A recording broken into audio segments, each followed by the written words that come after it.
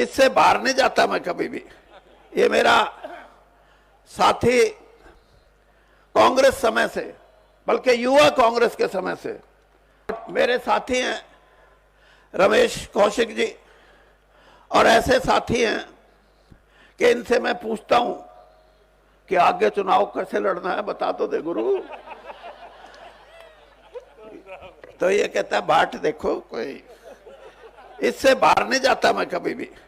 ये मेरा साथी कांग्रेस समय से, बल्कि युवा कांग्रेस के समय से हम साथी हैं।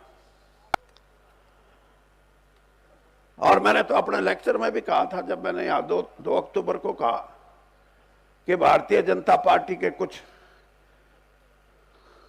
वो कैटेगरी जो मैंने बताई थी, वो ये कहते हैं कि वीरेंद्र सिंह अब ऐसी ऐसी बात करता है, लेकिन वीरेंद्र सिंह को इतना बड़ा सम्मान दिया पार्टी ने, केंद्र मंत्रिमंडल में कैबिनेट मंत्री बनाया। मैं ऐसा आदमी नहीं, मैं आभार व्यक्त करता हूं मेरी पार्टी का, मैं आभार व्यक्त करता हूं मोदी जी का, और मैं आभार व्यक्त करता हूं पार्टी की लीडरशिप का, और खास तौर पे अमित शाह जी, जिन्होंने मुझे कहा कि हम आपको केंद्र में मंत्री बनाएंगे। मेरी धर्मपत्नी की और मेरी शर्त लगी रही। जिस दिन मंत्रिमंडल का तो फैसला हो गया, ये कहने लगी आपको छोटा बनाएंगे कि बड़ा बनाएंगे। मैं कहा तुम चिंता ना कर, हम छोटे हैं नहीं, हम तो बड़े बनेंगे।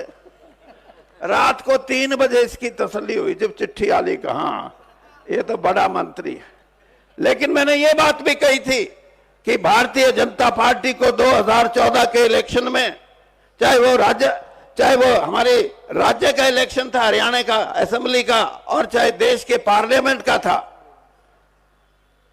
हमने पार्टी कांग्रेस को छोड़ के भारतीय जनता पार्टी में शामिल हुए।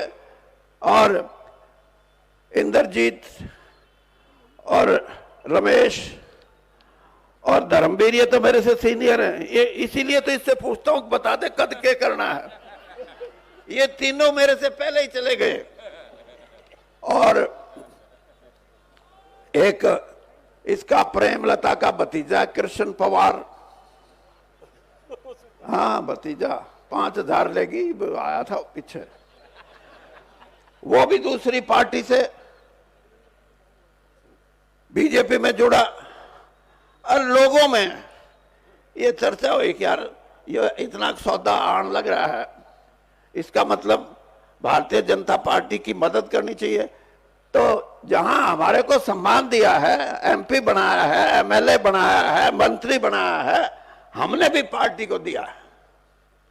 और आज भी मैं ये कहता हूं कि नायब सैनी जी, संघर्ष की राजनीति है। हरियाणा के अंदर ये कहने से काम नहीं चलता कि हम दुनिया की सबसे बड़ी पार्टी हैं।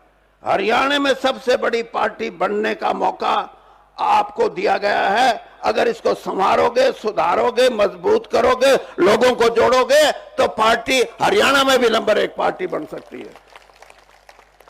लेकिन आपके यहां तो एक चीज देखी, अभी मैं रमेश कौशिक बात कर रहे थे, ये मैंने कहा 10-10 साल हो गए हमने आए, हमने नहीं कहा बाहरी। मगर फिर अंदरूनी सौदा होता तो हमने लेते क्यों, अंदरूनी है तो रौड़ा है। क्यों भाई मिड्डा जी, आप भी हमारी कैटेगरी के हो। एक एमएलए जीता हमारी कैटेगरी का। तो मेरा अभिप्राय ये है कि हमें मौका है, और मौका देती है पार्टी, और पार्टी को मजबूत करता है कार्यकर्ता, और कार्यकर्ता को विश्वास पैदा करने वाला होता है पार्टी का अध्यक्ष, वो है नायब सैनी जी। ये आप करेंगे।